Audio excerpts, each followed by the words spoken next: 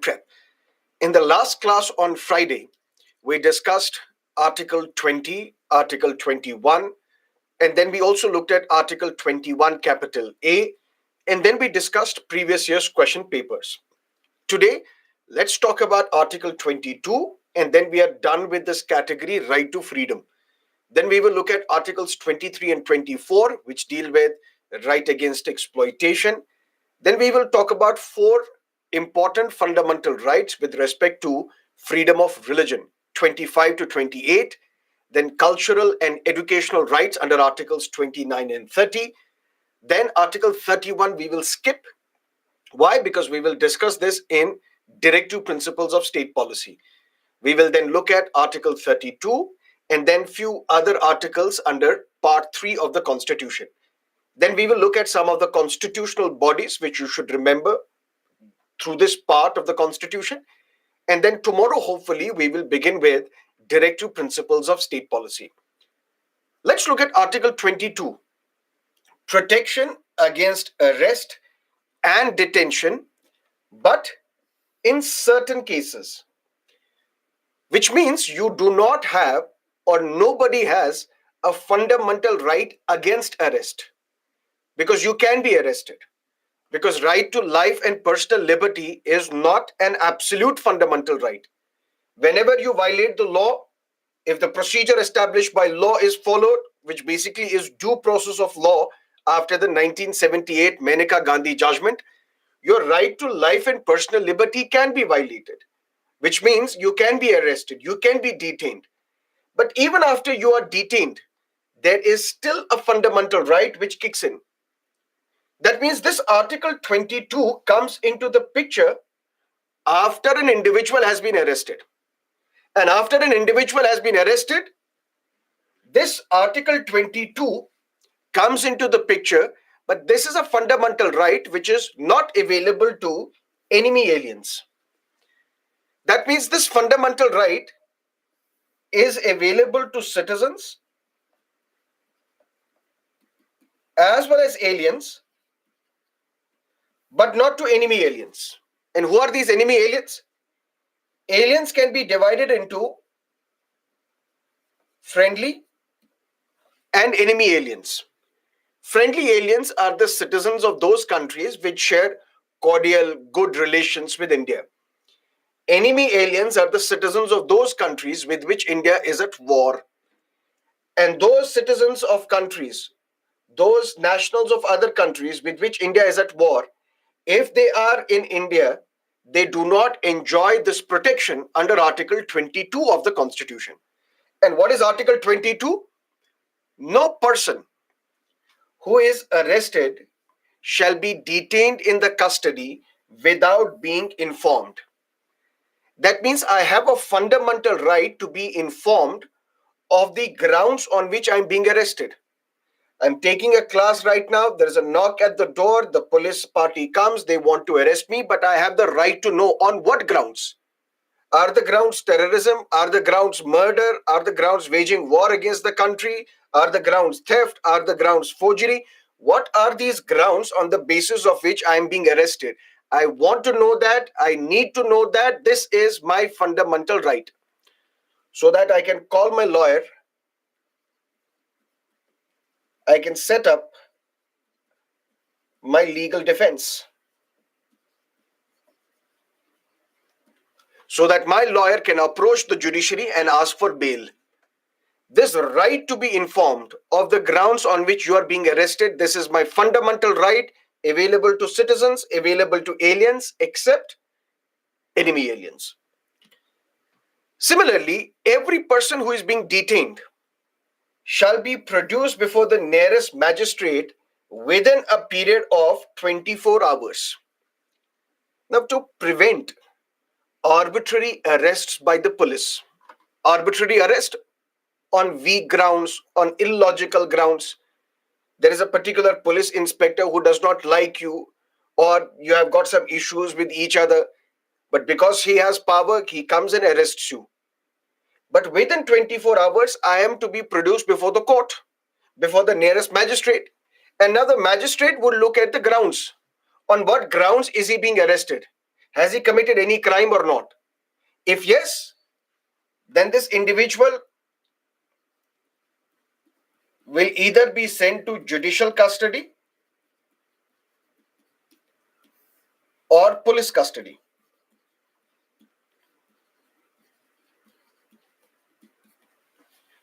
When I am arrested, within 24 hours of my arrest, I am produced before the judge. And judge will be informed what are the charges against this individual. The charges are, let's say, terrorism, waging war against the country, or the charges can be theft. Both are crimes, but one is a slightly lesser crime, the other is slightly bigger crime. And now, if I'm being arrested on the grounds of terrorism, on the grounds of waging war against the country, I will be sent to police custody. The judge will say this person is sent to police remand for 14 days or 1 month, whatever the case may be, so that in custody, the police will investigate, the police will interrogate me. Interrogation does not mean the kind of interrogation that you see in Bollywood movies, where you're tortured inside the jail. You can't be tortured. Yes, there have been instances where people in custody have been tortured, but that is a violation. For that, you can go to the court. You can be investigated, you can be interrogated, you may be asked questions, you may be asked for evidence, you may be asked about who gave you the weapons, who is involved, so that the police has ample time to investigate this case, produce a solid charge sheet before the court, and through this charge sheet, you can be prosecuted. But if it is theft, there is no need for the police to conduct further investigation because they know that there is a case of theft. This person is involved. They already have the evidence. There is no need to interrogate this individual. And in this case, the court will say this person is sent to judicial custody, where you are sent to jail. In police custody, you are sent to police station, police lockup. And in jail, without the permission by the court, the police cannot interrogate you. That's the difference between police custody and the judicial custody. And this question has been asked in your prelims examination. Which means I have a fundamental right to be informed of the grounds I'm being arrested for. And once I'm arrested, within 24 hours, I am to be produced before the nearest magistrate, nearest judge, so that this magistrate can then decide, based on the merits of this case, based on the charges of this case, based on the nature of the allegations against me, whether to send me to police custody or to judicial custody. If I'm sent to police custody, that means police can interrogate me at any point in time. But if I'm sent to judicial custody, if the police has to interrogate me, they have to first take the permission of the court, then visit the jail to interrogate me. That's the difference between the two. Further, Supreme Court has expanded the scope of Article 22 and has said if a woman is to be arrested, as much as possible,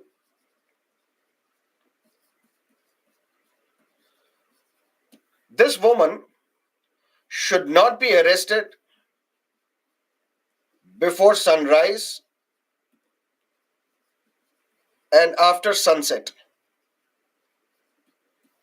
And whenever this woman is to be arrested, woman constables shall be present.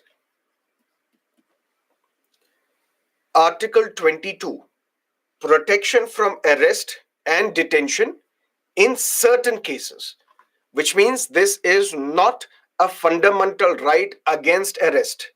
You do not have a fundamental right which says you can't be arrested under any case, under any circumstance. This fundamental right comes into the picture after an individual has been arrested. After an individual has been arrested, you need to inform this individual of the grounds on which you are being arrested.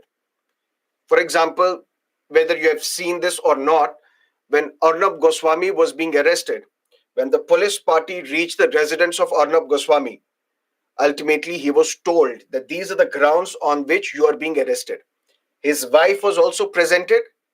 A paper was given to this wife that these are the charges against you, against your husband. Please sign on this.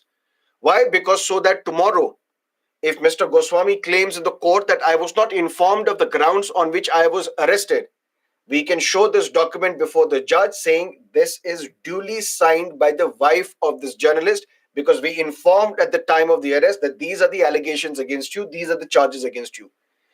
And within 24 hours, Mr. Goswami was produced before the nearest magistrate.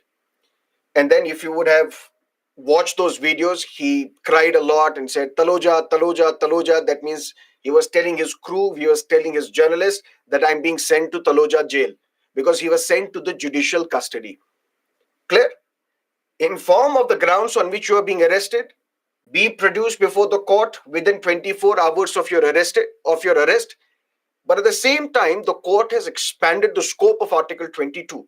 Just like the court has expanded the scope of Article 19, Article 21. And the court has said if a woman is to be arrested, as much as possible, which means not in every case, but as much as possible, ensure that a woman is not arrested before sunrise and after sunset. And whenever a woman is to be arrested, a woman constable should also be present. But this is as much as possible. If a woman is under flight risk, that means if we don't arrest this woman right now, she may leave this country or she may threaten the witness. Then we can arrest, the police can arrest this woman even after sunrise, even before sunset. And the court has further said, jail is an exception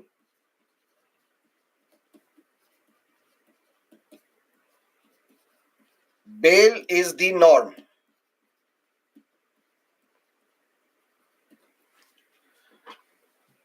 Justice Krishna Iyer, Justice Bhagwati,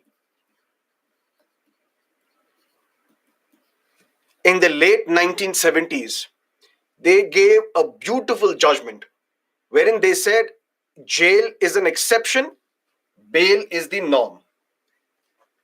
Golden rule of criminal justice system, which we have been discussing repeatedly. You are innocent until proven otherwise. I may be arrested in a particular case, but I'm innocent unless and until the court says you are guilty. But judicial process is a slow process in India.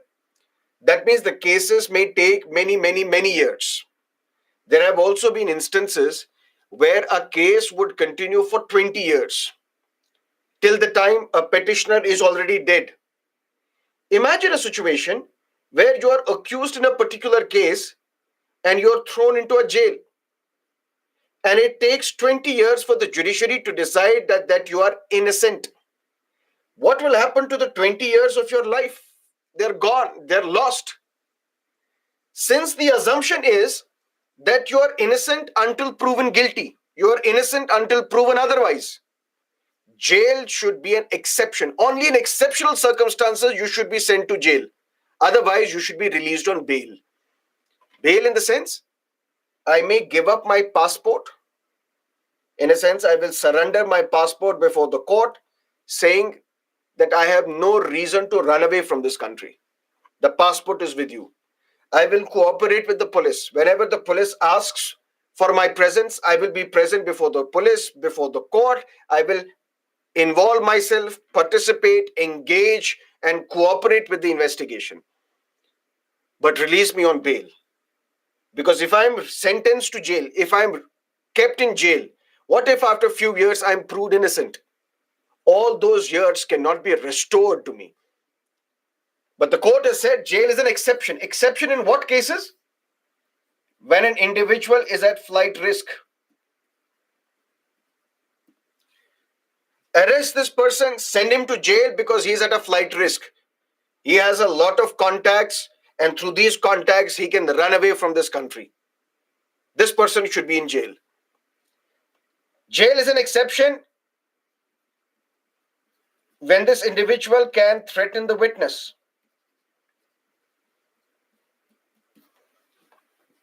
This particular individual is a Bahubali. He's a Gunda. He's a he has a criminal record as well. And now he is accused of murder. Since he has a lot of muscle power, money power, what this individual can do, he can threaten all those witnesses. Don't you dare give evidence against me, otherwise I will kill you. Or even before you will give evidence against me, I will kill you.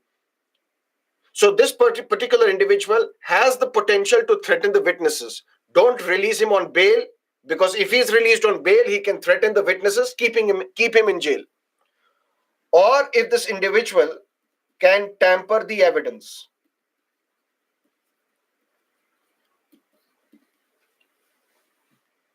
There is an evidence against this individual. Let's say the evidence is a murder weapon. What this individual can do, he can tamper with that murder evidence. He can make that murder evidence disappear. So this individual is at a flight risk, can threaten the witnesses, can tamper with the evidence. All these are exceptional grounds, extraordinary grounds on the basis of which you will be asked to remain in jail. Otherwise, you will be released on bail. That is Article 22 of the Constitution. But even this Article 22 is not an absolute fundamental right, which means all these protections are not available to some people. And who are these individuals? Those who are enemy aliens, as we have discussed previously, the citizens of those countries with which India is at war. And these protections are also not available to those who are under preventive detention laws. Detention is of two types. Either it's a preventive detention or it's a punitive detention. What is the difference? You have committed a crime, let's say the crime of murder. You're booked under Section 302 of Indian Penal Code. The case continued, and finally the court has said you are guilty. You're sentenced to 14 years in jail, for example. Those 14 years that you will serve in jail, that is part of your punishment. That means you are being punished for the crime that you have committed. For that, you are being detained in the jail. Those 14 years, you will be under punitive detention as part of your punishment. That means punitive detention comes into the picture after you are declared guilty.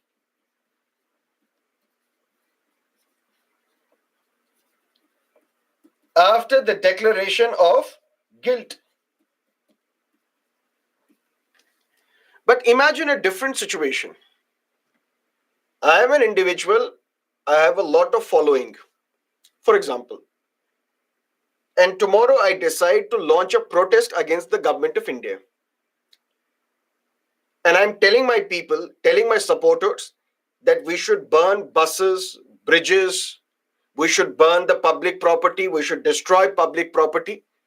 That means basically I am inciting people to violence. But not just that.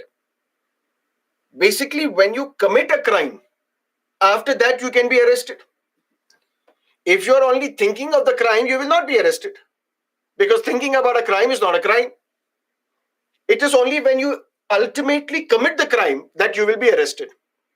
In ideal situation. But we know for a fact, we know for sure that if this individual is allowed to take out this rally tomorrow, take out this procession tomorrow, public order will be violated. Buses and cars will be burnt. Public property would be destroyed.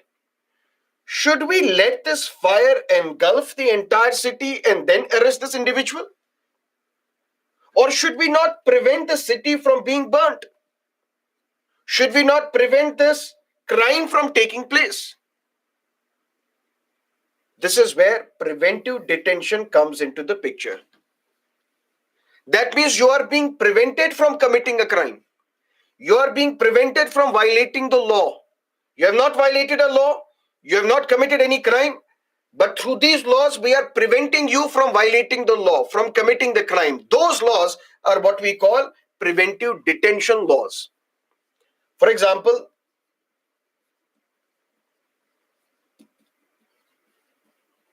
National Security Act of 1980. Similarly, there is a law known as Public Safety Act, which is applicable only in Jammu and Kashmir. Although the special status for Jammu and Kashmir was revoked in 2019, but there exists some other special statuses. One such is Public Safety Act. For example, when Sheikh Abdullah was the initially the Prime Minister of Jammu and Kashmir, later on Chief Minister of Jammu and Kashmir, he got the legislature of Jammu and Kashmir pass a law known as Public Safety Act. We have to ensure public safety. And this act was particularly targeted at timber smugglers. So there were those who would smuggle the timber. For example, deodar trees would be felled, pine trees would be cut and then smuggled to different parts of the country, smuggled to different parts of the state as well. So to arrest those timber smugglers, before they could fell the tree, they could destroy the forest. That was the purpose of this law, Public Safety Act. But later on, this act got also applicable to those who would start throwing stones at the security forces. There is an individual who is a known stone pelter. That means this individual comes out of his home, takes the roads along with his colleagues. Ultimately, they start throwing stones at the security forces.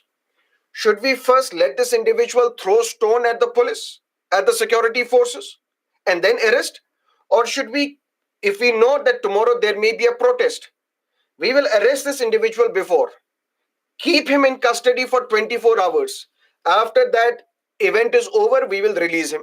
Because if we keep this individual out during that 24-hour period when there is an important event going on, for example, Home Minister is visiting the state, Prime Minister is visiting the state, and these individuals, they will come out, they will start throwing stones at the security forces. Should we let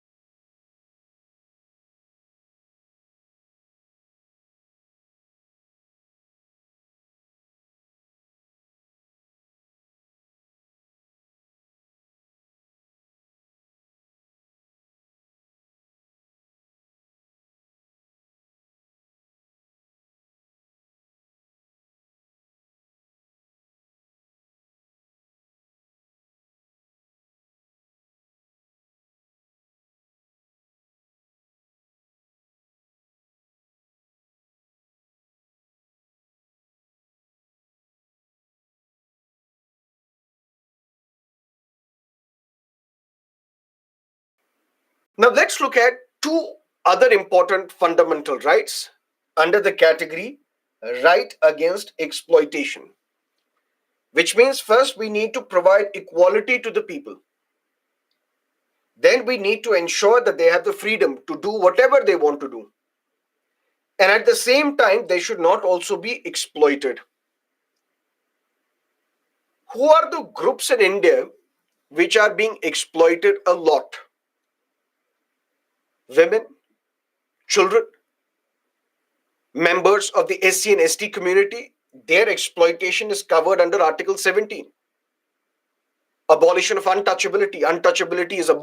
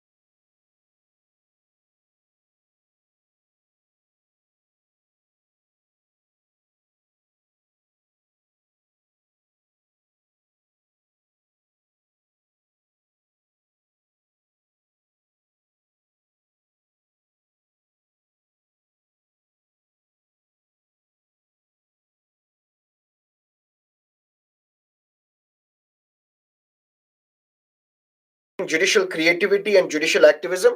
Kajal, that's something that we will discuss in judiciary. It is through judicial creativity that judiciary is practicing judicial activism, and we will discuss that. And see, if done publicly, yes. If done behind the closed doors, you have the right to privacy. You have the fundamental right to decide what you want to do. Because if it is not a fundamental right, if it's a legal right, that means tomorrow, through an ordinary law, the parliament may say that you may be detained and you should be produced before the nearest magistrate within 24,000 years. This should not happen. That's why it's a fundamental right. Can I file a case against my parents under Article 23 for forcing you to study? Forcing you to study is not an exploitation, my dear. So you can't file a case. For example, there used to be a law known as SITA, Suppression of Immoral Traffic Act. It was later changed to PITA, Prevention of Immoral Traffic Act. So that act prohibits traffic. Similarly, we have Bonded Labor Abolition Act that also prevents exploitation. We have multiple laws. 9, 10 students can be imposed compulsory service, and class 12 students cannot be imposed compulsory service. Class as an economic term. Class, upper class, those who are rich. Lower class, those who are poor. Upper class, those who are bourgeois, those who control the industries and factories. For example, Tatas, Birlas, Ambanis, Adanis. Those who are workers, blue collar workers, white collar workers. So while imposing compulsory service, the state cannot say that we are imposing this duty only on those who are working as class 4 employees in government and not the private sector presidents and chief executive officers. While imposing this duty, there can be no discrimination on class, on economic grounds. It's violation. We will discuss Article 24.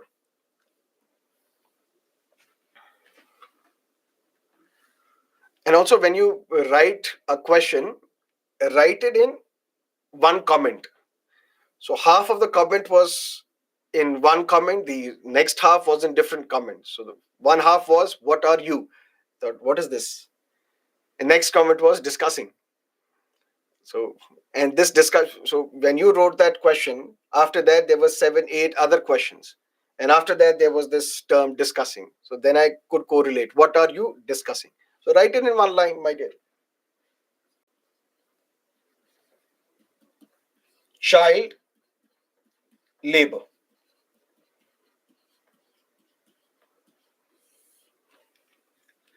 What Article 24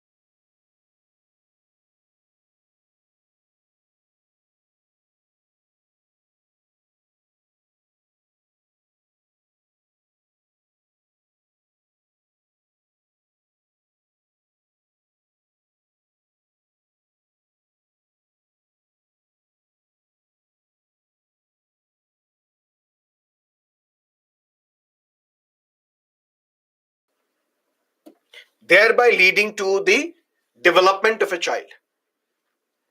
This law is good because for the first time, the law takes into account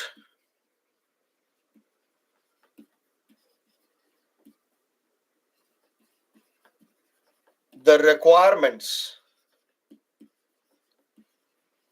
of adolescents. This law is good as well because of now increased penalties. Because previously the penalty was 6 months, the penalty was 20,000 rupees fine. But now the penalty has been increased, 2 years in jail, 50,000 fine, or both.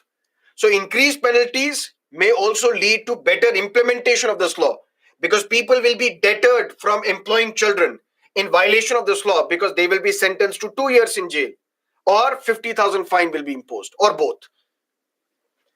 This law is also good because this law ensures that even guardians can be prosecuted if they permit it.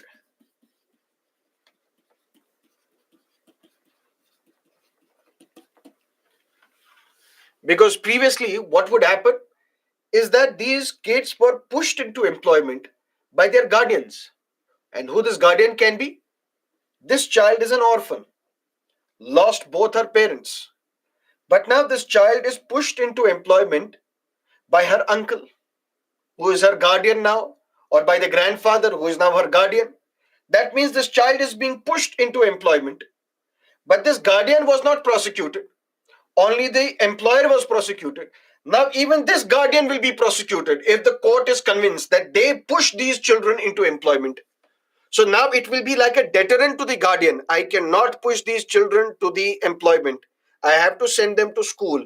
Otherwise, I will be prosecuted. All these provisions, all these important aspects highlight that this law is a good law because this ensures that we balance the rights of the child and we also ensure the creative development of a child by allowing the child to work, to be employed, to participate in audio-visual entertainment industry and as family business. That's the argument in favor of this law. But as we dig deeper, we see that there is a problem. What is the problem? This law allows child labor.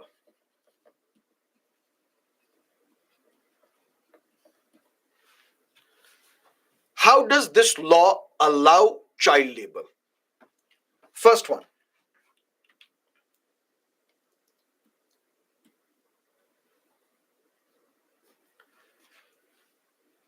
whether you like it or not, whether it is offensive or not, whether you will be offended or not, we are a patriarchal society. And when we are a patriarchal society, this law particularly affects the girl child. How does this law affect the girl child? For example, if you have a brother and a sister, male child and the female child, more attention is given to the male child. Better food, good dresses, nutritious food as well, and this girl child is neglected. In fact, we don't even want this girl child. We want to kill her in the womb itself. But there is a law which says prenatal sex determination is a crime. Otherwise, we would have killed her. And somehow, if she survives, we neglect her, we don't give her good education, we don't give her nutritious food. But then what we do, this girl will start going to a school less than the age of 14. Imagine the situation. This girl, less than the age of 14, will start her school 9 o'clock in the morning, for example. And then she is in school till 4 o'clock in the evening, right? But this girl can assist the family in the family business. Now this girl, she comes back to school, she comes back from school to home, and now she assists her mother. Her mother is a tailor. Maybe she's stitching the clothes, maybe she's stitching collars on the shirts. And now after school hours, this child is working and assisting her mother to in fixing these collars, in stitching these clothes. And then she's tired. She's not given nutritious food either, because that is reserved for a male child. Where is her time for homework? Or forget about homework.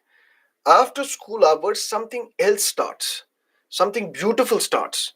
The childhood of an individual. Maybe she wants to play with the other kids in the neighborhood. Maybe she wants to explore other creative pursuits.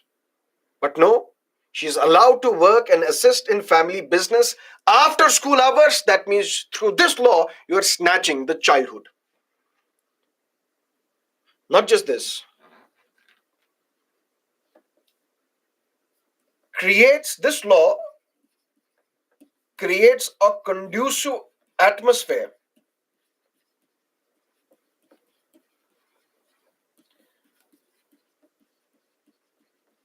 for surrogate business.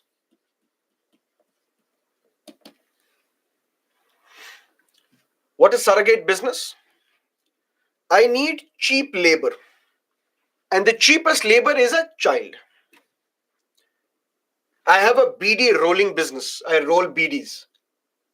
And I want to employ children. And I used to employ children. But now, because of this law, I cannot employ them. So, what do? I look at three families. This family has 8 children. This family has 6 children. This family has 7 children. So, 8, 7, 6, 21 children. What I do? I start a BD rolling business, and there are 3 owners of this business. They don't even know. When there are 3 owners of this business, I take their kids. Come, you are now assisting me in your own family business. This is not my business, this is your business. And now, after school hours, you are rolling the BDs. And even during school hours, you are rolling the BDs. Why? Because I am faking your attendance in the school. That means you are not sent to school, you are basically rolling the BDs. Unfortunately, what happens, even if police comes and wants to arrest you, you can say that this is not my business. These 3 family, they are the owners of this business. Their own kids are helping them in their family enterprise, which is allowed by law. So you are leading to a surrogate business, and this is happening in India. Third problem is, when you're allowing these children to participate in reality TV shows. If there is one reality about the reality TV shows, is that there is no reality. But then unnecessary competition is injected into the minds of these kids at a very impressionable age. Because when there is a child less than the age of 14, they learn quickly, they learn a lot, and their mind is of impressionable age. Whatever you do, that is going to have an impact on these kids, and you're forcing them to learn, to understand, to comprehend this negative competition. Either you are first or you are last. Either you are a winner or you are a loser. As Virus would say in Three Idiots, nobody ever remembers the name of the person who ever came second. You have to be only first or a loser. That is, this mindset is injected into the minds of these kids at an impressionable age. Unnecessary competition. If these reality TV shows really want to hone talent, why can't there be no winners and losers? But that's not the only problem. When we say that this law allows adolescents, takes care of adolescents, that means these adolescents can work in non-hazardous industry, but not in hazardous industries. Do you know what? Previously, there used to be 83 hazardous industries. And now these hazardous industries have been restricted to only three. Imagine a situation. This is like a jugglery. Previously, there were 83 hazardous occupations and processes where a child less than the age of 14 cannot be employed. Now we are saying this law is a beautiful law because it talks about adolescents as well. Adolescents cannot work in hazardous industries, they can work in non hazardous industries. But previously, there used to be 83 industries which were considered hazardous. Now there are only three. That means the remaining 80, they are non hazardous. That means the adolescents can work in these non hazardous industries, but which were previously hazardous. Which means today you are allowing these adolescents to work in hazardous industries, but it's just that you don't call them hazardous. So it's like you are juggling with the words. And even this number 3 can be brought down to 2, then brought down to 1, then brought down to 0, but not by parliament, but by the government authorities of their own. Which means if tomorrow parliament was given the power that you can reduce this number from 3 to 2, from 2 to 1, from 1 to 0, at least there would be a debate in the parliament. At least parliamentarians will start throwing chairs at each other and say, why are you slashing this number? But no, parliament does not have this power. This power is given to the government. That means the government authorities, bureaucrats, they can slash this number from 3 to 2, from 1 to 0, from 0 to 0. Which basically means no such industry is hazardous. But not just this.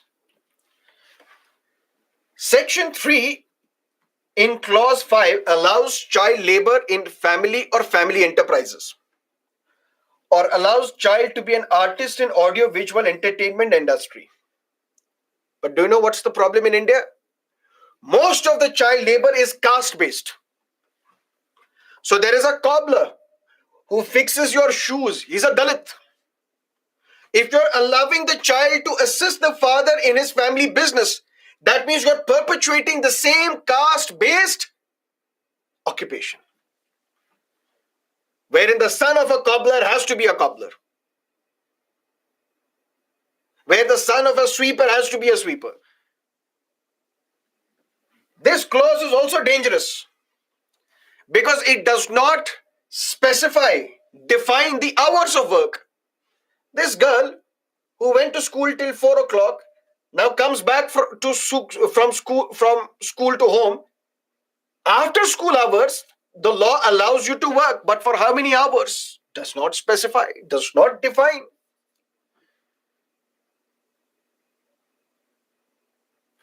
Further,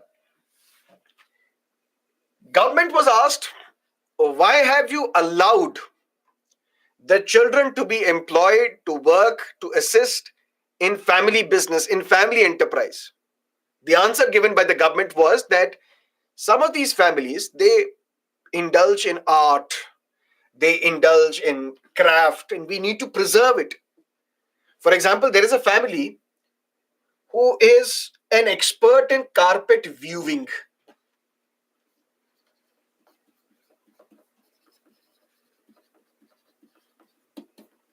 For example, there are Kashmiri carpets which sell for 5 lakh, 10 lakh, 20 lakh rupees. Handmade carpets. Similarly, there are shawls, paper mache, wood carving, bamboo making, so many different art and craft in different parts of the country. But it is taught by family. And this teaching how to weave carpet or how to indulge in these craft, this was taught generation to generation by their forefathers. So this art is basically generational. And we need to preserve it. That is why we say you should teach it to your own kids as well. Otherwise, there will come a point where all this continuity will be broken. Nobody will then know how to weave a carpet, how to do a paper mache work, how to do wood carving, how to start making shawls, handmade shawls. This is to preserve art and craft. Why don't you do something else?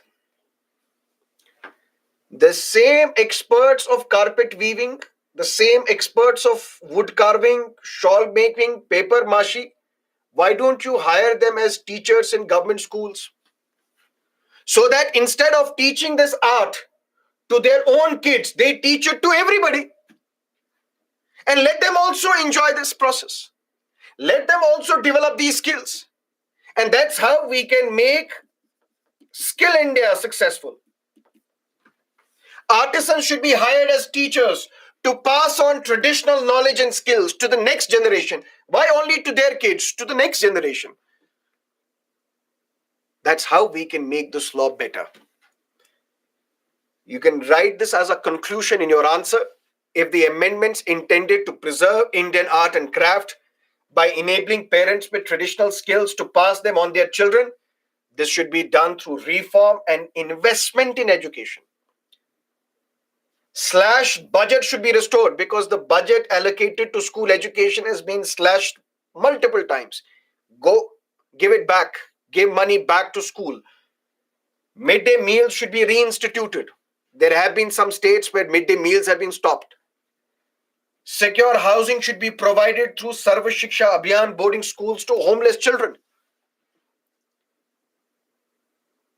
Those who are homeless, they should be given boarding facilities. And then these artisans should be hired as teachers to pass on this traditional knowledge to the next generation. That is how we can make this law better. That is why whenever a law is passed, first you need to look at why was this law passed. Then you have to look at what are the provisions of this law. Then you have to praise this law. Then you have to criticize this law. And then finally, you have to give suggestions, positive suggestions as to how to make this law better. If you have any questions, let me know.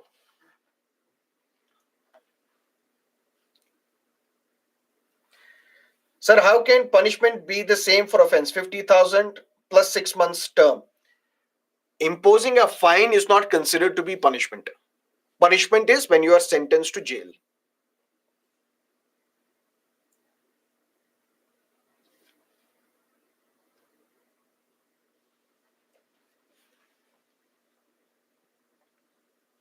So, child begging on traffic signal is child labor. Depends if the child has been employed by somebody to beg on this traffic signal, then it is violation of the law. And in fact, there have been some states where they have made begging criminal activity.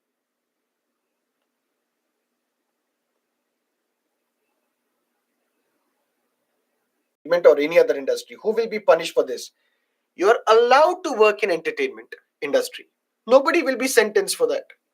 But if you work in other industry, other than family enterprise, other than audiovisual entertainment industry, then yes, the employer will be prosecuted. Why are you employing this child less than the age of 14? But that's how the law is. How we will meet at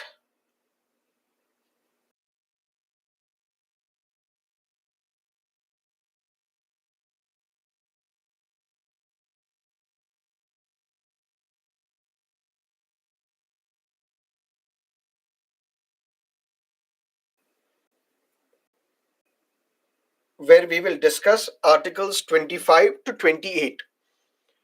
But religion is an emotional topic. And while discussing this, I would urge you to keep your religious identity separate, set aside. And I'll start with a disclaimer. Like disclaimer, when a movie starts, all the characters in this movie are purely fictional and any resemblance to any person living or dead is unintentional. We are not responsible, blah, blah, blah. Similarly, whatever I'm going to say right now, and throughout this discussion on right to freedom of religion, these are not my words. So don't lynch me for this. These are the words of various experts, writers, authors, activists. I'm not responsible for whatever I'm saying. Hold them responsible. Okay. Article 25, freedom of conscience and free profession, practice, and propagation of religion. Article 25 gives us twofold fundamental right: freedom of conscience. And this freedom of conscience is absolute,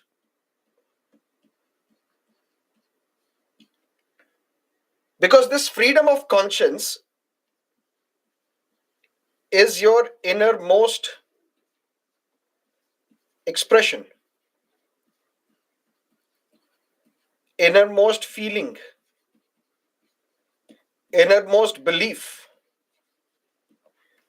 And your conscience, your thought process cannot be regulated by anybody, be it a state, be it judiciary, be it any organ, be it any other individual. Your thoughts cannot be regulated, because your thoughts are your innermost beliefs, freedom, your conscience.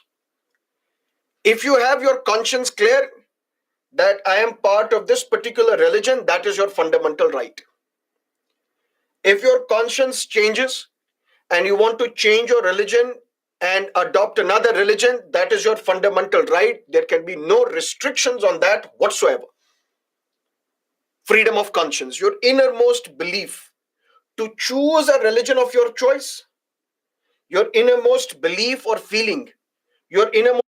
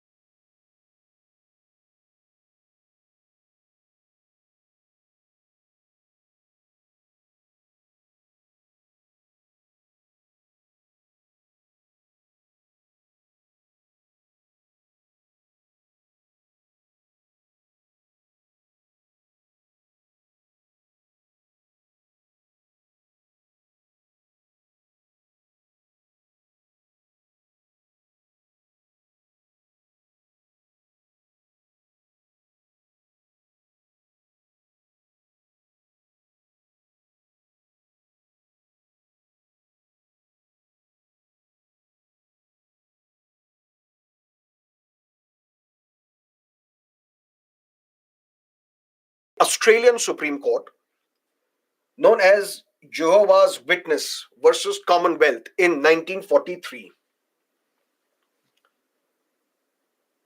The court was asked to interfere in the practices of the Jehovah's, but the court refused. Court said what is religion to somebody is superstition to another. We will not interfere in religious matters because you are free to decide what is good for you, what is bad for you, what is religion to you, what is not religious to you. Australian Supreme Court. But when it comes to the Indian Supreme Court says we will define what are the essential religious practices. And what is this essential religious practice? For that, we need to understand the Shabarimala case. And before understanding the Shabarimala case, we need to understand the Shurur Mutt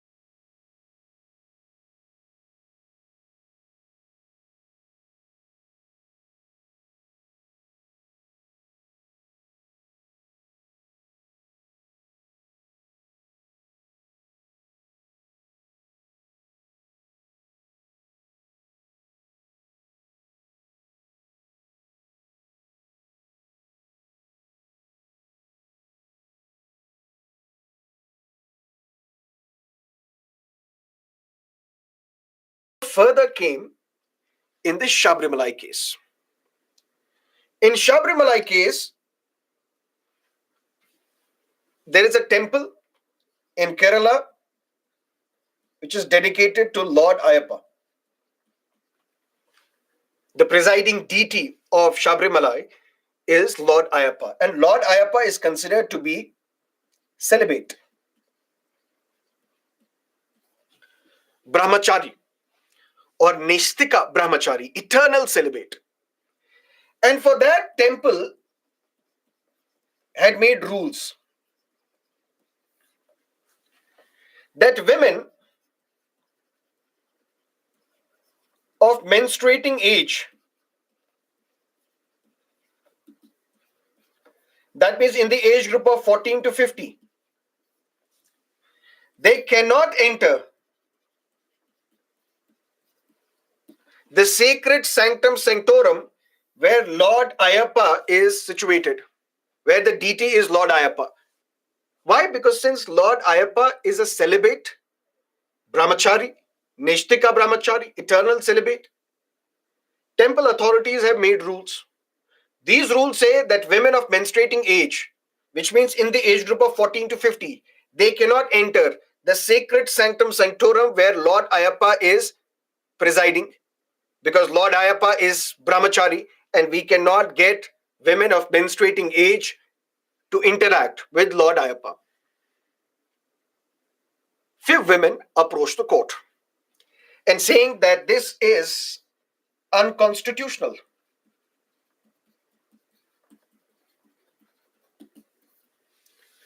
This ban on the entry of women of menstruating age inside the sacred sanctum sanctorum of the Shabarimala temple, it is unconstitutional.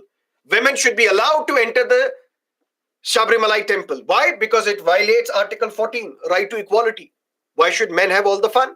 Why should only men enter? It violates Article 15.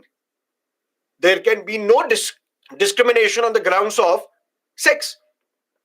It violates Article 17 because it talks about some form of untouchability. Women are untouchable. They cannot enter the sacred sanctum sanctorum. It violates Article 21. It violates their dignity. It violates Article 25 because they also have the fundamental right to practice their religion. They want to practice their religion by entering the sacred sanctum sanctorum of the Shabarimala temple. Why? Because Article 25 is not absolute. Subject to public order, subject to morality, subject to health, and subject to other provisions of this part 3 of the Constitution, your fundamental right to freedom of religion can be restricted, reasonable restrictions can be imposed. And now it's for the court to decide whether this ban on the entry of women, whether it is essential to Hinduism or not. If it is essential to Hinduism, it will survive, even if it violates fundamental rights. But if it is not essential, it will have to go because this fundamental right is not absolute. Essential in the sense, if there is one aspect of a religion which if you snatch, then religion will be destroyed. That is essential. That means for this religion to survive, this practice is essential. Without this practice, this religion cannot continue. But if there are practices which are not so essential to a religion, that means even if these practices are taken away, religion will still continue, religion will still survive, religion will not be destroyed. These practices, if they violate fundamental rights, can be struck aside. But then this case involves interpretation of the Constitution. Whether in reality these temple rules, they violate fundamental rights or not. A 5-judge Constitution bench of the Supreme Court was set up. And there was one woman on the panel. Justice Deepak Misra was part of this. Justice Chandrachud was part of this. And Justice Indu Malhotra, she was the lone women judge on this bench. And the Supreme Court gave a verdict by the majority of 4:1. In September 2018, this Constitution bench of 5 judges gave a verdict 4:1. That means 4 judges were in favor, 1 was against. And 4 judges said women of all age groups may pray at Shabarimala because patriarchy cannot trump freedom to practice your religion. This rule which bans the entry of women between 14 to 50 of menstruating age from entering the temple. This is a patriarchal rule. This rule cannot prohibit this woman group to practice their religion, because they also have the fundamental right to practice their religion and enter the Shabarimala temple. Women of all age groups may pray at the Shabarimala, because the court said on one side, we pray to goddesses, and on the other hand, women of certain age are considered to be impure. This is something that we will not accept. And this rule exacts more purity from women than men. How? When you go on a pilgrimage to Shabarimala, you're also supposed to take a vow of abstinence.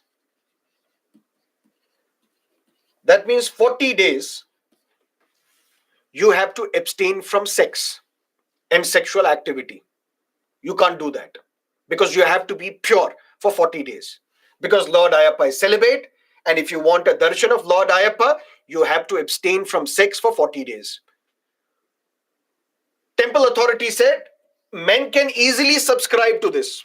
They can abstain from sex for 40 days, but and remain pure.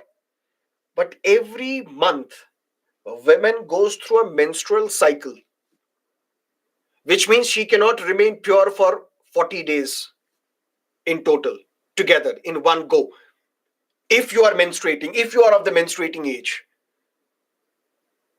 the Supreme Court said this ban basically exacts more purity from women than men. That is why it is patriarchy, it is unconstitutional. Chief Justice of India and Justice Khanwilkar, they write together. What they say? They say physiological and biological barriers created by rigid social dogma has no place. Yes, there is a difference between man and a woman. Physiologically, they are different. Biologically, they are different. The way they look, they appear, they are different. But then using this physiological difference and biological difference to create inequality in the society is not acceptable.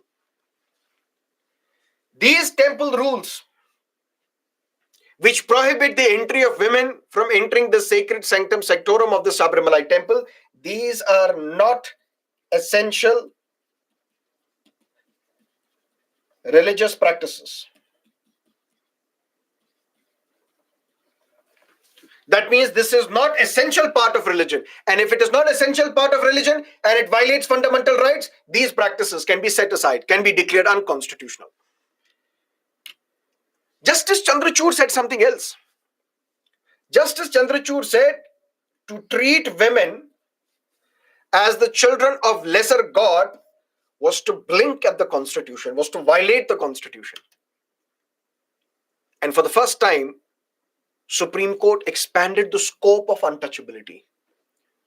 Because previously we thought that this untouchability, this term which is in quotes under Article 17, relates to the historic practice of untouchability on the basis of caste, where the members of the Dalit community or the tribals, they were discriminated because of their caste identity, their tribal identity.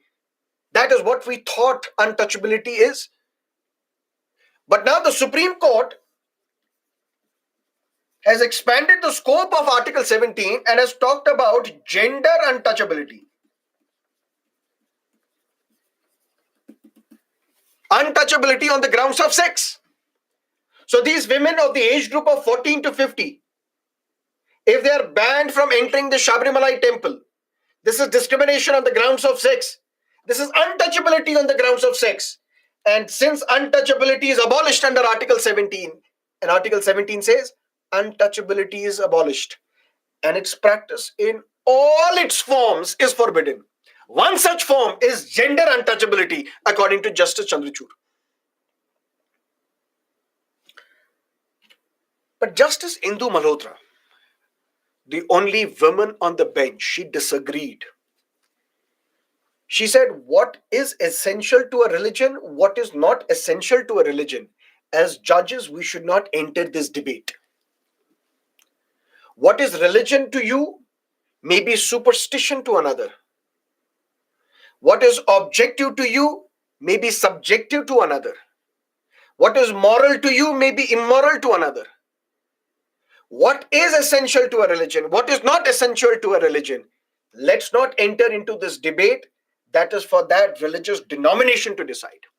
So Hindus should get to decide what is essential to us, what is not essential to us. Muslims should get to decide what is essential to them, what is not essential to them. Who are the judges? Because we are not competent to decide on these matters. Because religion is not a matter of logic. Religion is a matter of faith. Faith and logic may not go hand in hand. And this sentiment of Justice Indu Malhotra is similar to the sentiment which was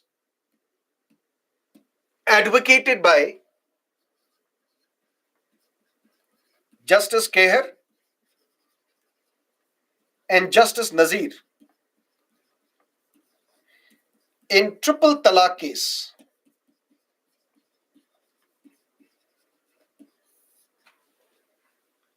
Justice Keher was then the Chief Justice of India. Justice Nazir, a Supreme Court judge who is right now the governor of Andhra Pradesh. They were hearing a case which challenged the constitutional validity of triple talaq. What is this triple talaq? In Islam, marriage is a contract.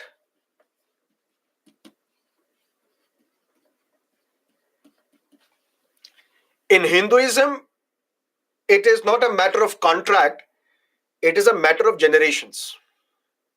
It's an important sacred institution. In Christianity, they take a vow, till death do us part. That means till death we are together as husband and wife, as couple. But in Islam, marriage is a contract. And just like a contract between two individuals can be broken, even marriage can be dissolved, marriage can also be broken. That means divorce is allowed. But there are various forms of divorce. Through mutual consent, both husband and wife, they agree that we can't live together, they can separate. But in Islam, the right to grant divorce is given to husband. Only husband can divorce. Wife can only seek divorce. But if the husband says no, divorce cannot take place. But there used to be a process. The process was, husband would say talaq to his wife, divorce to his wife once, and then wait for 30 days. Then if they are still not okay, husband will say talaq again, wait for 30 days. And then the husband would say talaq again and wait for 30 days. Once the 30-day period is over, that means total 90 days are over, the divorce is formalized. But then some innovation was carried out. And that innovation was instant triple talaq. And this was known as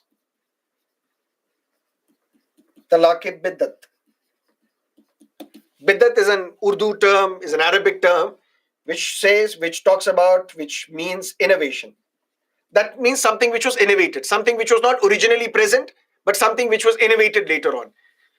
And these mullahs, religious leaders, men basically, because men get to decide religion as well, they said, why should we wait for 90 days? First say talaq, then wait for 30 days. Then say talaq, wait for 30 days. Then say talaq, wait for 30 days. Why should we wait for 90 days? We can say these three talaqs together in one utterance. Talaq, talaq, talaq. And the divorce should be formalized. And it was this instant triple talaq which was challenged in the court. The case came to be known as the Shayara Banu.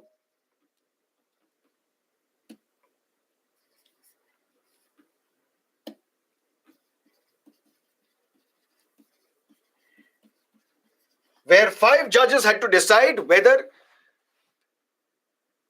instant triple talaq is constitutional or not, whether it should be allowed or not. 5 judges were part of this bench: Justice Keher, Justice Nazir, Justice UU Lalit, Justice Rohinton Fali Nariman, Justice Chandrachud, I think, was also part of this bench. So there were 5 judges on this bench. No, the 5th judge was Justice Kurian Joseph. There were 5 judges on this bench. So 1 Sikh, 1 Hindu, 1 Parsi, one Christian, one Muslim. There were 5 judges, but ironically, no woman judge because there were very less women judges in the Supreme Court to decide on gender issue. Now, the court had to decide whether this instant triple talaq is constitutional or not. And 2 judges, Justice Kher and Justice Nazir, said right to religion is a fundamental right. Islam is a religion. In Islam, you have to practice your religion. And one such practice is you will have to marry as well. Then you can grant divorce as well. And one such form of divorce is instant triple talaq, talaq-e-biddat, which means instant triple talaq is like a fundamental right. Justice Nazir, Justice Kher is saying, since Islam is a religion, right to religion is a fundamental right, and in this religion, talaq-e-biddat is mentioned. That means this talaq-e-biddat or instant triple talaq is like a fundamental right. That means for the first time, a personal law, a personal matter related to marriage or divorce was equated to that of fundamental rights by the Supreme Court. And Justice Kher and Justice Nazir said the same thing. Religion is not a matter of logic. Religion is a matter of faith. And it is for the community to decide what is essential to them, what is not essential. But 3 other judges disagreed. Justice Rohinton Fali Nariman, Justice Kurian Joseph, Justice Yu Lalit, they disagreed. And ultimately, instant triple talaq was set aside. When it was read down, saying instant triple talaq is not legal. Because the courts get to decide what is essential, what is not essential to a religion. But in Sabarimala case, the court said, this ban on the entry of women of menstruating age is not an essential part of religion. As such, it does not get protection. Women of all age groups may pray at Sabarimala. But then the review was filed. Whenever you file a case in the court, for example, Supreme Court gives the verdict, you're not still happy with that verdict, you can file a review. You gave an answer copy to me for submission. I said, for this particular question, you got 4 out of 12.5.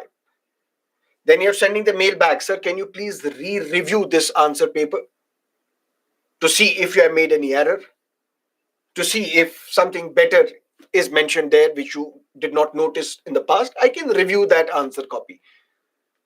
Same way, if the Supreme Court has given a verdict, you can file a review petition as well,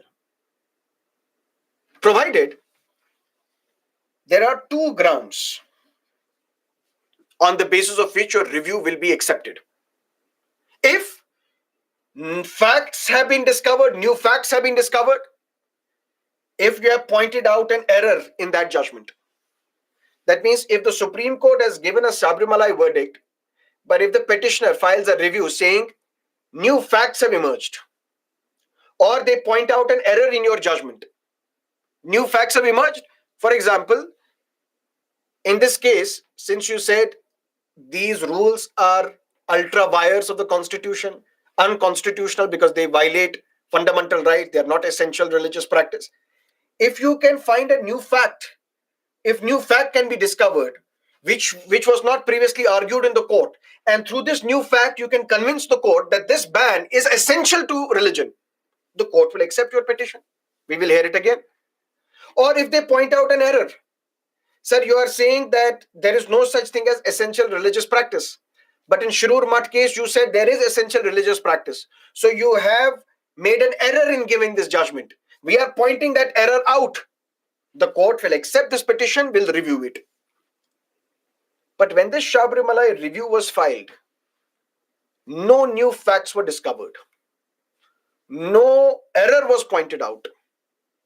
Yet when this case was heard by the Supreme Court, and this time Justice Gogoi was the Chief Justice of India, Justice Gogoi kept the Sabarimala petition, review petition, pending.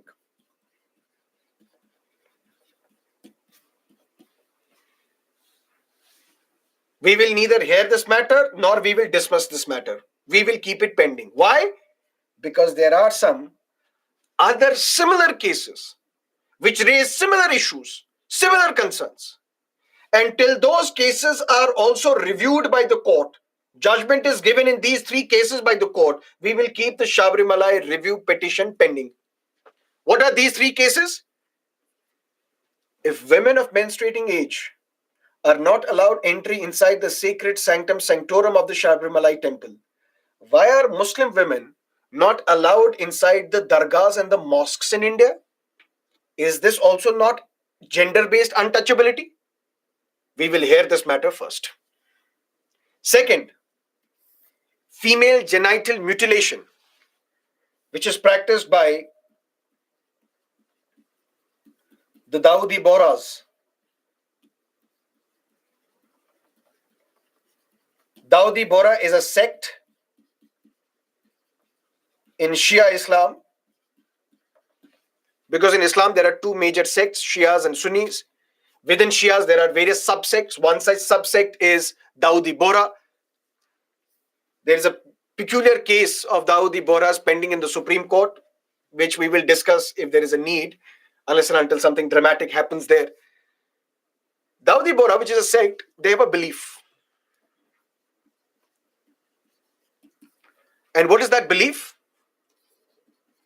When the girl attains the age of 6 or 8, her clitoris is either permanently or partially cut. Why? Because they have a belief that it is this clitoris which is an unwanted skin. And it is this unwanted skin which, according to them, is the source of all sins.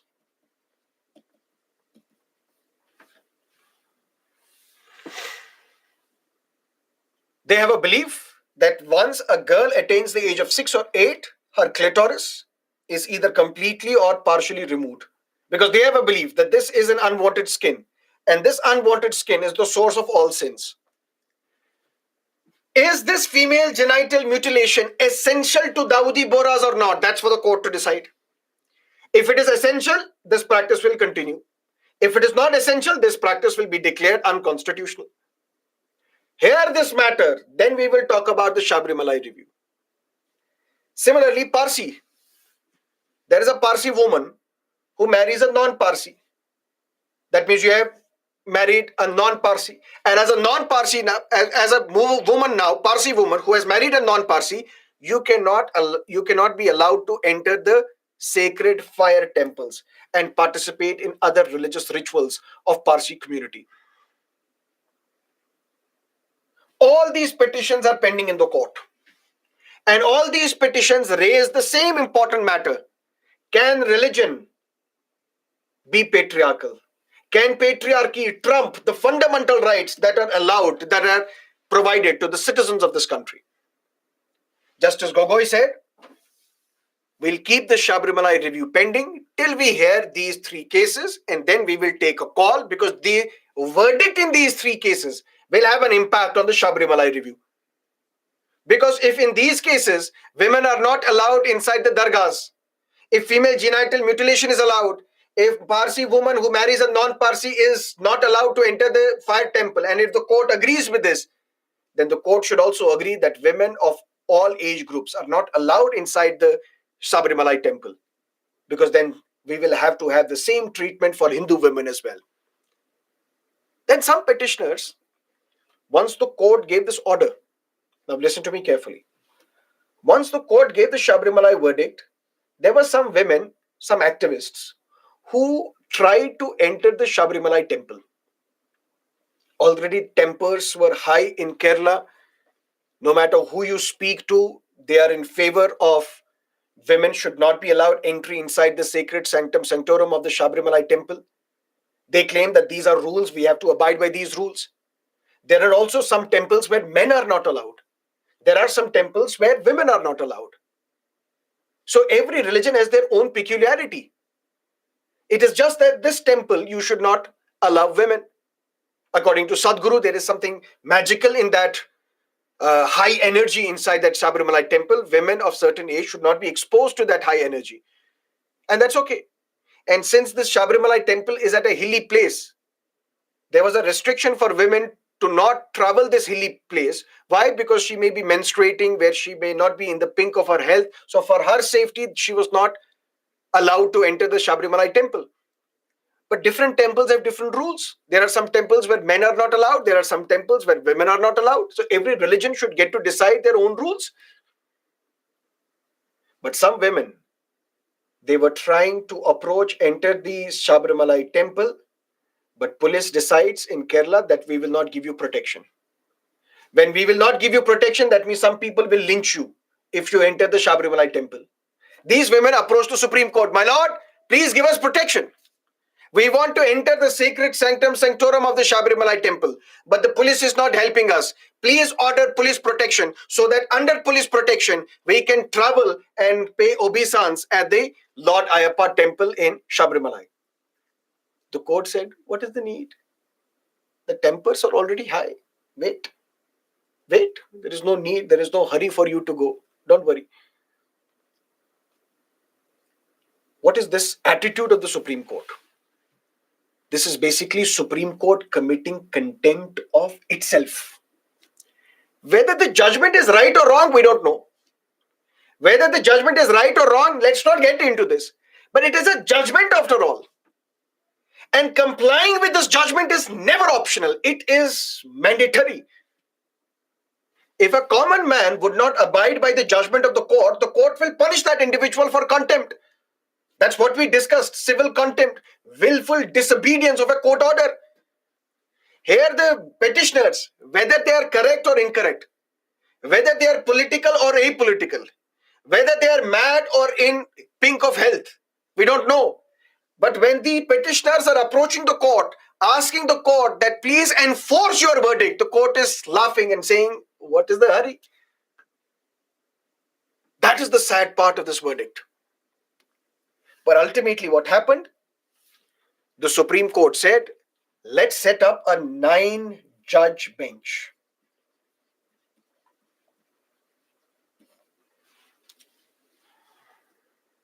We'll set up a 9-judge bench and we will look at all aspects of Article 25, all aspects of Article 26. And this 9-judge bench will have to now rule on certain matters, will have to now answer certain questions. And what are these questions? Question number 1. Article 25 talks about freedom of religion, freedom to profess, practice, and propagate your religion. Article 26, which we will discuss later, talks about fundamental right of any religion to manage its own institutions. So Hindus can manage their own institutions, Muslims can manage their own institutions, Sikhs can manage their own institutions. When you have Article 25 and 26, what is the interplay of these two fundamental rights with other fundamental rights, such as Article 14? On one hand, we say right to equality. But what if temple rules say for men and women there are different rules? What if Muslim mosques and dargahs say for men and women there are different rules? Should we apply Article 14 on these things as well? What will prevail? Is Article 25 or 26 more powerful than Article 14? Can Article 25, 26 violate Article 14? Or can Article 14 have more primacy over Article 25 and 26? Because after all, both are fundamental rights. Because it's a matter of equality. Only men have the right to grant divorce, not women.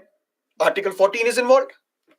But Article 25 is also involved because you have the fundamental right to practice your religion. And your religion says only men have the right to grant divorce. What will prevail? Your religious right or your right to equality?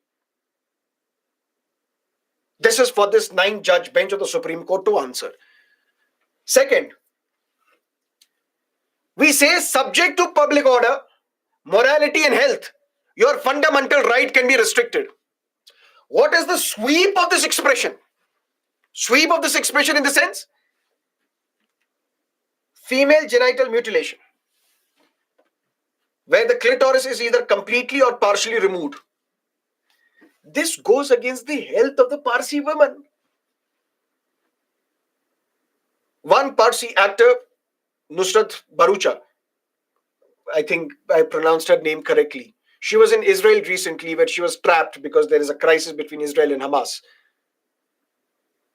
She's also from Dawoodi Boras, and she said, I did not opt for female genital mutilation because my family was progressive. But I've seen people opting for female genital mutilation through force, where this female genital mutilation is not even done by the doctors, is done by unregistered practitioners. And it affects the health of the people as well, health of the women as well. So, in the name of health, court can tomorrow ban female genital mutilation. But what if tomorrow the same sect, Dawoodi Bora, say it is essential to our religion? What will prevail, essentiality or health? That is for the court to decide. Please answer this question. And the court will also have to look at whether we can decide what is essential to a religion or what is not essential to a religion. Can we enter into an area which is beyond our competence? Or should it be left to the head of that religious group itself? You get to decide what you want to practice in your religion. This question needs to be answered by this 9-judge bench of the Supreme Court. Similarly, when we look at the Shabri case, particularly specific to the Shabri case, do you know who filed these petitions in the court? Not the devotees of Lord Ayappa, but the activists. With full regard to these activists, I bow down to you, all my respect and care for you. But if you're not a devotee, why should you file a public interest litigation saying, I want to pray to Lord Ayappa when you are not a devotee? Can tomorrow Supreme Court accept public interest litigation against a particular religious matter, but this PIL will be filed by someone else not belonging to that religion? Can tomorrow a Hindu man or a Hindu woman file a petition in the court saying polygamy should not be allowed? Polygamy is there for Muslims, not for Hindus. So what is your problem? Can tomorrow a Sikh woman say Muslim women should be allowed entry inside the dargahs? This is a matter that is to be dealt by the Muslim women. Let them come to the court. Who are you to come on their behalf? What would be the permissible extent of judicial recognition to PILs, public interest litigations, in matters calling into question religious practices of a denomination or a section thereof at the instant of persons who do not belong to such religions? That is for the court to decide. And all these matters are right now pending before the court.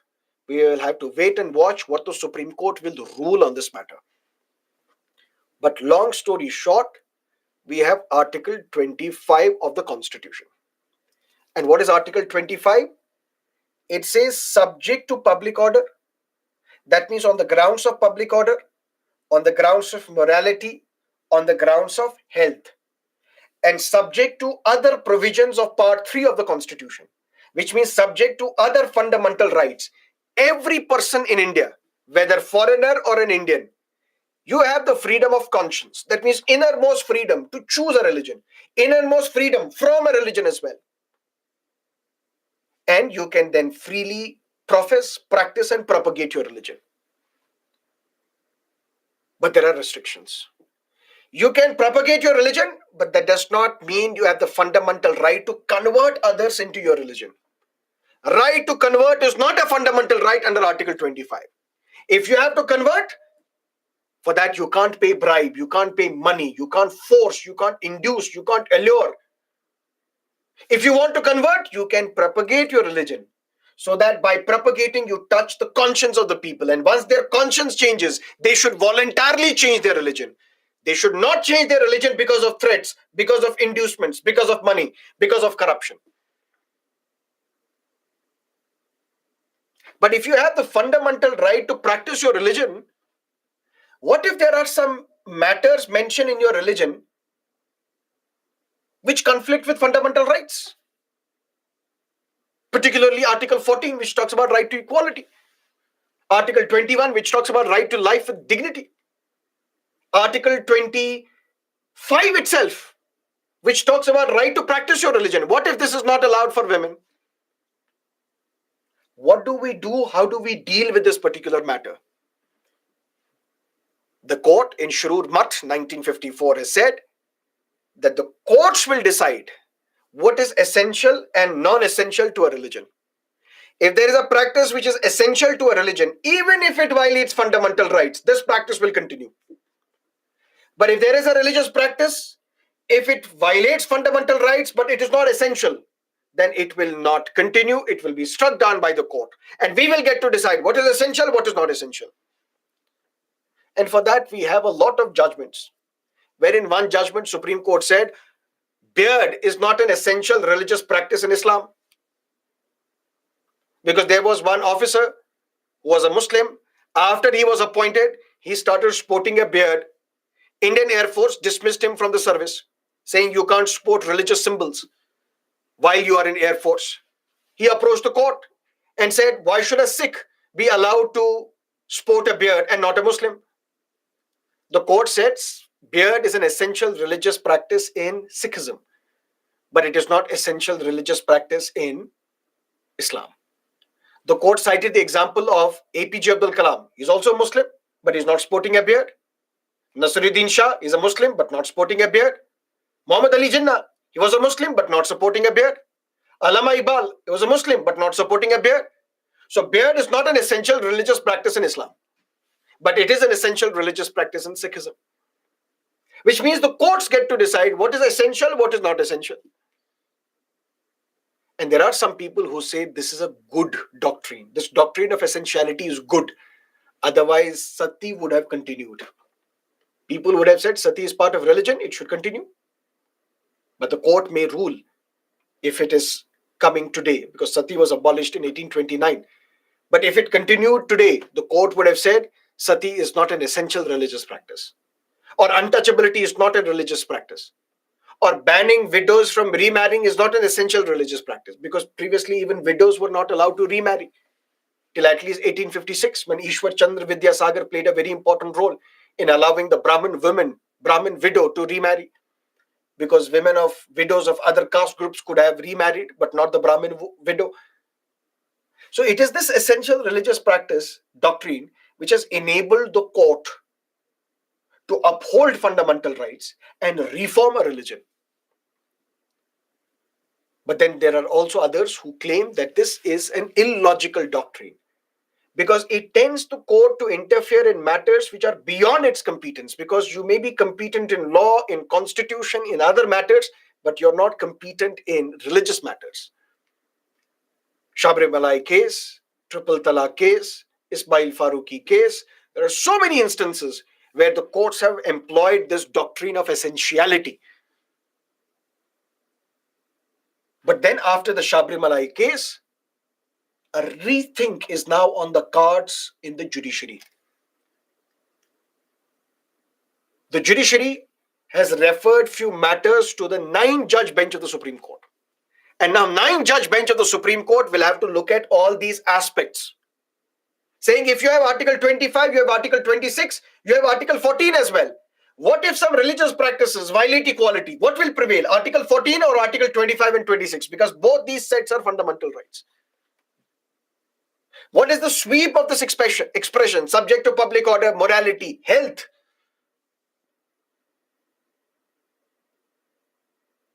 Should we review essential religious practices doctrine?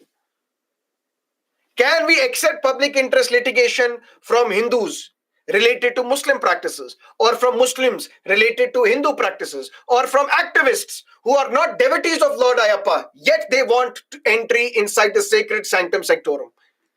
That is for the court to decide. And let's wait and watch what the court will have to say on this matter. Any questions? Let me know. Can't they stay with their religion separately even after marriage? Sir, can we file a case against the person who innovated triple talaq instantly?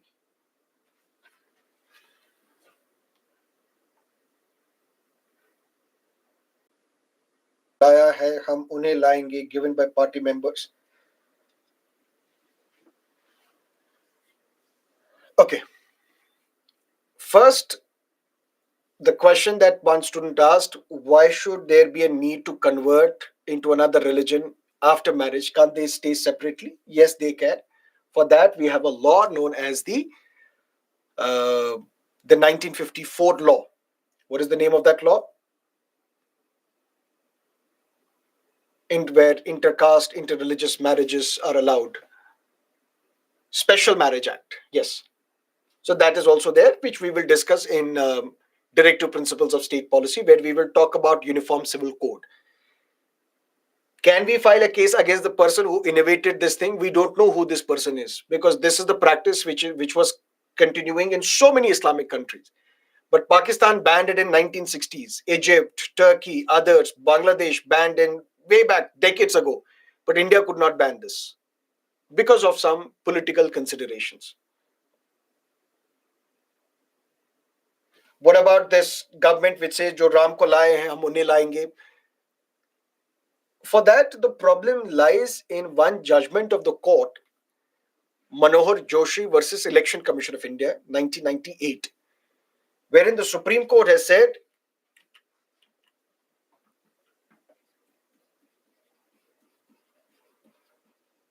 Hindutva is not a religion.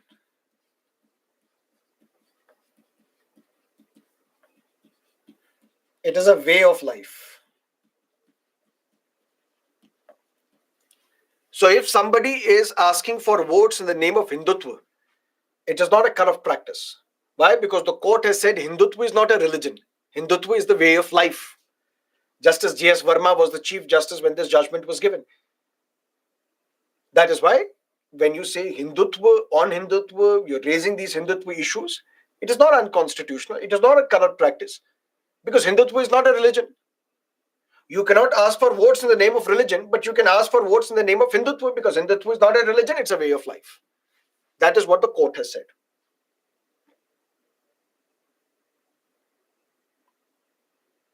So, do government allow a couple with two different religions for schemes, or anyone should convert?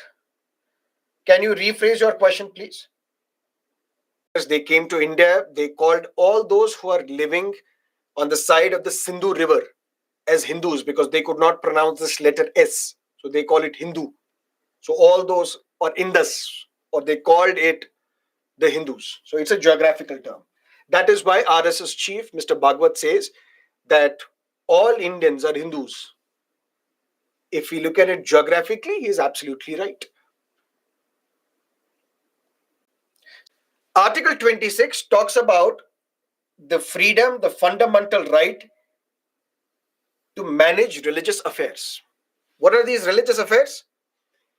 For example, Constitution says subject to public morality, health, and public order. Every religious denomination shall have the right. Every religious denomination, that means every religious community, every religious section, whether Hindus, Christians, Buddhists, Jains, Parsis, Sikhs, Jews, or their subsections, whether Shias or Sunnis, whether Dalits or OBCs, whether Mazhabi Sikhs or the other Sikhs, because there are sects in Sikhism as well, whether the Syrian Christians or the Goan Christians, Catholics or Roman Catholics or others, every denomination, they have a right. What is the right? To establish and maintain institutions for religious and charitable purposes, to manage its own affairs in matters related to religion, to own and acquire movable and immovable property, to administer such property in accordance with the law. Movable property, money, cash, gold, which you can move from one place to another. Immovable property, for example, buildings. Every religious denomination, which means every religious community, their sects, their subsects, they have the fundamental right. What you can do, you can establish an institution. For what purpose? Either for religious purpose or for charitable purpose. For example, there are religious institutions which impart religious knowledge. For example, the mutts, for example, the madrasas, they have the fundamental right to manage them, to establish them. Fundamental right also to establish institutions for charitable purposes. Maybe set up a hospital, maybe set up a dispensary. They have the fundamental right to set these up. And they can also manage their own affairs related to religion. What is managing their own affairs related to religion? For example, there is a mosque. For example, and Muslims have to pay five times a day. And there are timings which are changed or fixed on a daily basis.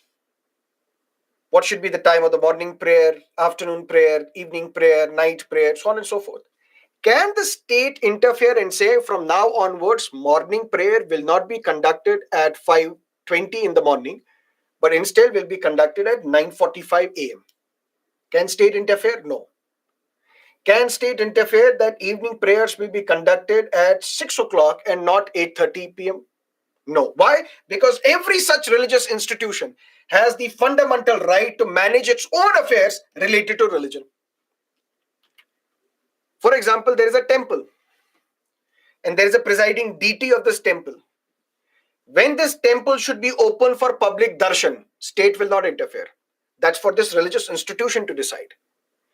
When this deity is to be fed, state will not interfere. When this deity is to be given bath, state will not interfere. That means in matters related to the religion, this religious institution will manage its own affairs.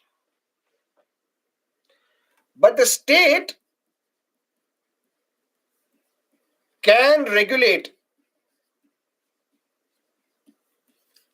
secular activities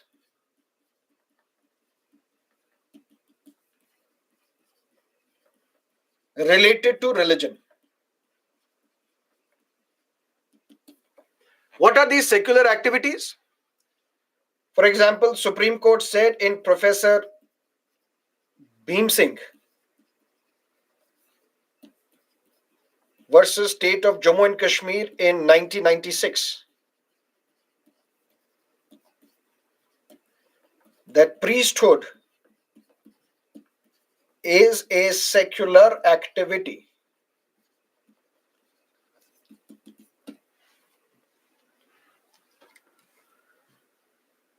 This temple, when is it to be opened for public darshan? This temple authority will decide. When should the deity be given a bath? This temple authority will decide. When this deity is to be fed, this temple will decide. What are the hymns that are to be chanted by the priests? That this temple authority will decide, that this religious institution will decide. But who the priest can be, that is a secular activity, can be regulated by the state. So that this institution of a priest is not only open to Brahmins, it is open to all classes of Hindus. That is how in Tamil Nadu, that is how in Kerala, that is how in Karnataka. Now Dalit priests are also appointed. Although this priesthood as an institution was open only for Brahmins previously. Because the state can regulate secular activity related to a religion. Sir, can you give one more example of a secular activity? Yes, I can. There is Tirumala Tirupati Devasthanam. And there, Tirupati laddus are given. These Tirupati laddus also have GI tag, geographical indication.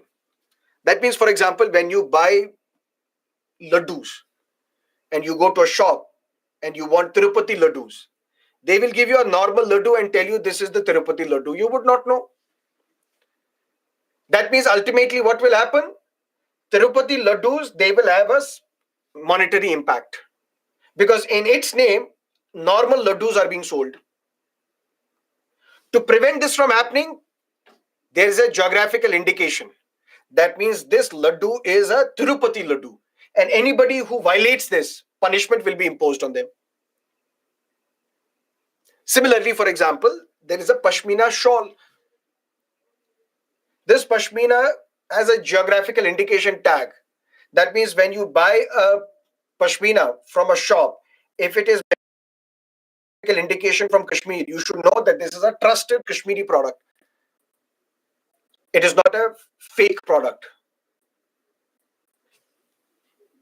Coming back to Tirumala Tirupati's Devasthanam, can the state interfere that instead of laddu, the temple authority should give jalebis or rasagullas, on which there is a dispute between Odisha and West Bengal? West Bengal say rasagulla is ours. Odisha says no, it's ours. Can the state interfere and say from tomorrow you should provide kaju katlis instead? No. Because every religious institution, it has the fundamental right to manage its own affairs related to religion. But the state can regulate secular activity. Secular activity in the sense, is this Tirupati laddu fit for human consumption? It can be regulated. That means it has to be subjected to FSSAI, Food Safety and Standards Authority of India. Whether it is fit for human consumption or not, that the state will have to decide. State will have to regulate. But can it be laddu or jalebi or golgappa, whatever it is? Golgappa is not a sweet, basically. Any other sweet that the state cannot regulate, state cannot decide, because that is for this religious institution to decide. So what is Article 26? Every religious denomination, which means not just a religious group, but also the sects of that religion, subsets of that religion, they have the fundamental right that you can establish and administer your institution. Whether you want to administer this for charitable purposes or for religious purposes. You can manage your own affairs related to religion. You can acquire movable, immovable property. That is your fundamental right under Article 26, but it is not an unregulated, unrestricted fundamental right. Because in the name of public order, in the name of morality, in the name of health, this fundamental right can be restricted.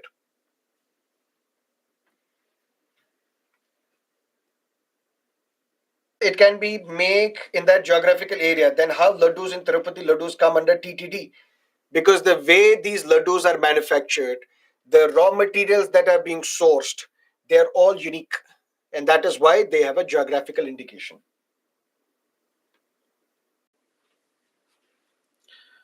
Sir, can you suggest any points in favor of putting the names of consenting couples from different religions wanting to get married in front of the court for 30 days? It's clearly breach of privacy. Yes, it is. But we will discuss this, my dear, in Uniform Civil Code, where we will discuss the Marriage Act as well, the Special Marriage Act of 1954, and how that law basically makes it difficult for people belonging to different religious communities from getting married. We will discuss that, but in DPSPs.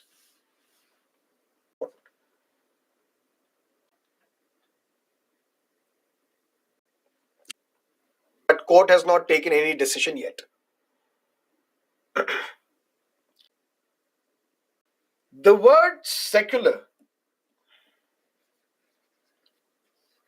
was added to the preamble when?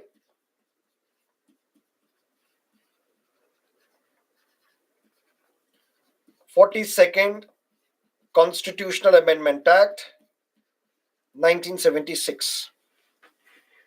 Does that mean India became secular in 1976 and it was not secular before that? No, India was always secular. One example that you can give how India was secular, because there was no discrimination on the grounds of religion under Article 15. If India was not a secular state, then on religion there can be a discrimination. Article 16, there shall be equality of opportunity in public employment. When the state is advertising jobs, inviting applications, there can be no discrimination only on the grounds of religion. If there was a discrimination on the grounds of religion, if the public offices were available or open only for Hindus, then it was a Hindu Rashtra. It was not a secular state. If it was available only to Muslims, then it was an Islamic state. It was not a secular state. But the most beautiful example, illustration, why India was a secular state even before 1976 is Article 27.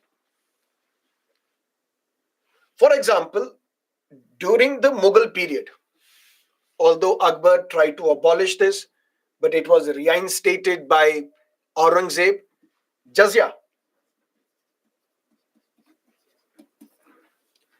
tax was imposed on non-Muslims so that the state can protect them, protect their property.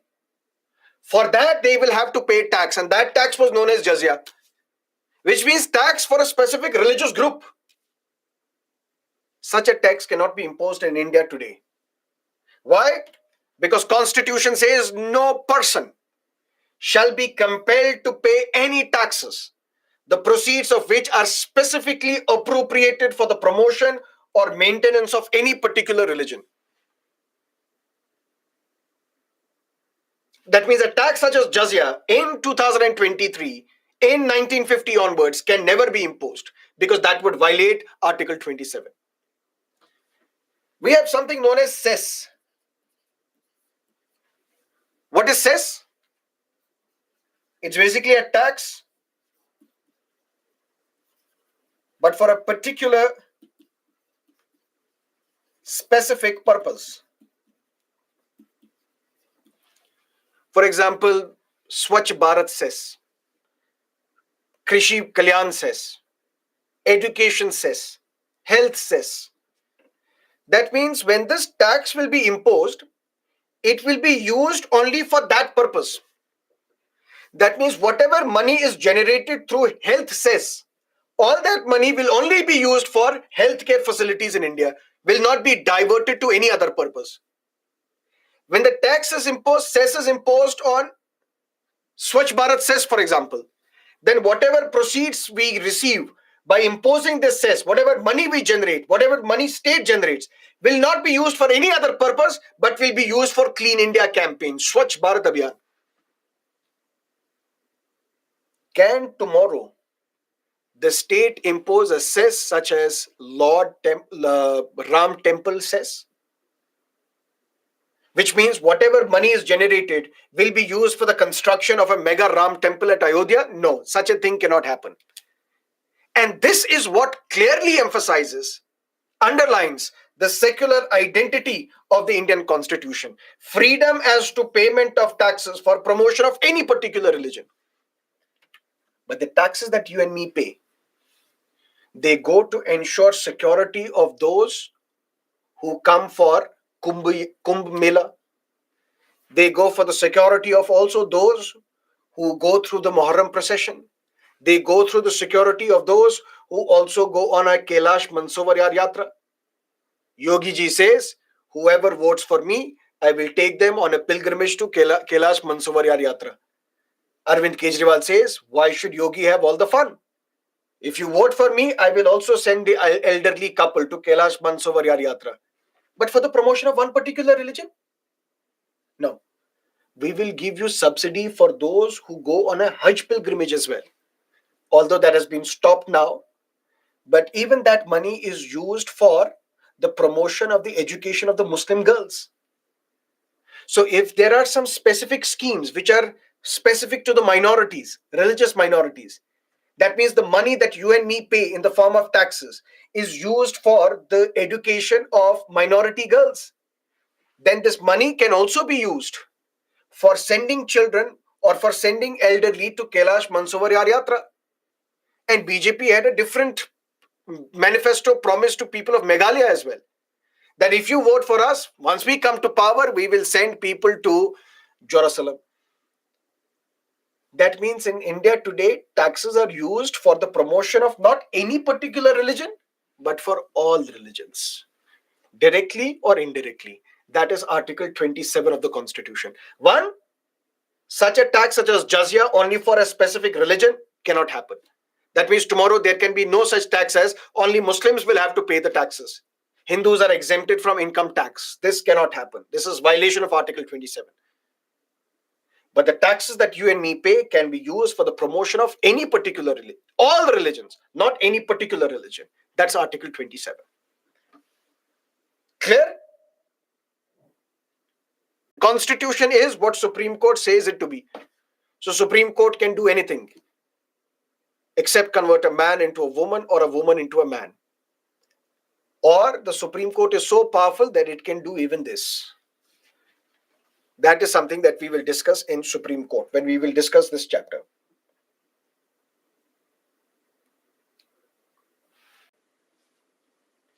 Why Hajj subsidy is unconstitutional? It was not unconstitutional because it was based on the discussions with the Muslim community. They voluntarily agreed that we should not be given subsidy.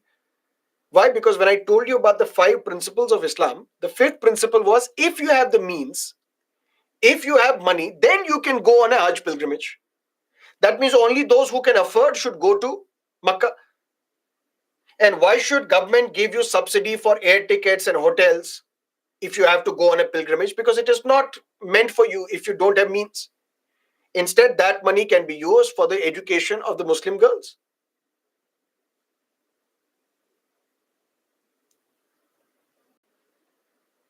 Hindu is primarily a geographical term. Whoever resides in this geographical area is a Hindu, geographically. But then Hinduism is also, although people say that you should not call it Hinduism, it should call it Sanatan Dharma. So Sanatan Dharma is basically a religion.